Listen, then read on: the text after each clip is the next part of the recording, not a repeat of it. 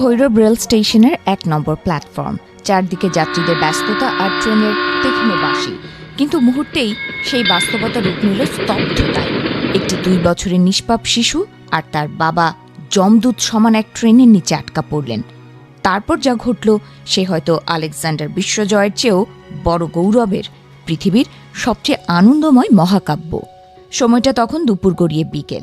আখাউড়া থেকে আসা ঢাকাগামী তিতাস কমিউটার ট্রেনটি প্ল্যাটফর্মে দাঁড়িয়ে।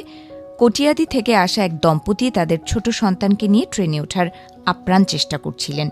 কিন্তু কে জানত এক মুহূর্তের ভারসাম্যহীনতা তাদের জীবনকে ওলটপালট করে দিতে পারত। ভিড়ের চাপে হঠাৎ পা পিছলে প্ল্যাটফর্ম আর ট্রেনের মাঝখানের সরু ফাঁকা দিয়ে নিচে পড়ে যান মা ও শিশু। মা কোনো মতে নিজেকে টেনে উপরে তুলতে পারলেও হাত ফসকে শিশুটি রয়ে যায় মৃত্যু ফাঁদে। ঠিক সেই মুহূর্তে বেজে ওঠে ট্রেনের প্রস্থানের বাঁশি। চাকা ঘুরতে শুরু করে, যেন ধেয়ে আসছে নিশ্চিত মৃত্যু। উপস্থিত জনতা যখন আতঙ্কে চিৎকার করছেন, ঠিক তখনই দেখা গেল এক অভাবনীয় দৃশ্য।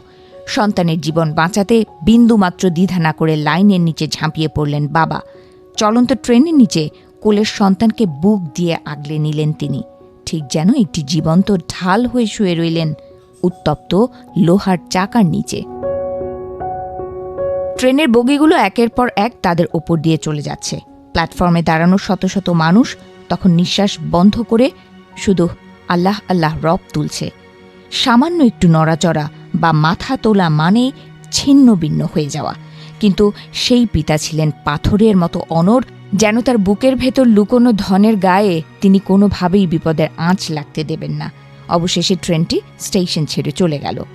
ধুলো আর ধোঁয়ায় কুয়াশা কাটতেই দেখা গেল এক অলৌকিক দৃশ্য। সেই বাবা তার কলিজার টুকরোকে কোলে নিয়ে অক্ষত অবস্থায় উঠে দাঁড়াচ্ছেন।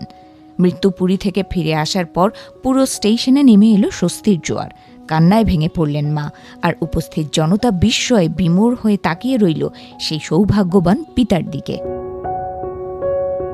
খবর পেয়ে দ্রুত ছুটে আসে রেলওয়ে থানা পুলিশ। ওসি মোহাম্মদ সাইদ আহমেদ জানান, তারা পরিবারটিকে হাসপাতালে নিতে চেয়েছিলেন, কিন্তু সৃষ্টিকর্তার কি অপার মহিমা। অত বড় ট্রেনের নিচে পড়েও বাবা বা সন্তানের শরীরে একটি আঁচড়ও লাগেনি। ট্রমায় আচ্ছন্ন দম্পতি আর ঢাকায় না ফিরে গিয়ে গেছেন তাদের লোহাজুরির গ্রামের বাড়িতে। ভৈরব স্টেশনের প্রত্যক্ষদর্শী ফালু মিয়ার মতে, বাপটা পোলাডারে কোলবালিশের মতো জড়ায়া ধরেছিল। এই দৃশ্য কেবল দুর্ঘটনা থেকে বেঁচে ফেরা নয়, বরং সন্তানের প্রতি বাবার অকৃত্রিম ভালোবাসার এক অমর দলিল হয়ে থাকবে। আজ ভৈরববাসী যা দেখল তা কোনো সিনেমার চিত্রনাট্য নয়, বরং রক্তমাংসের মানুষের হার না মানা এক জীবনযুদ্ধ।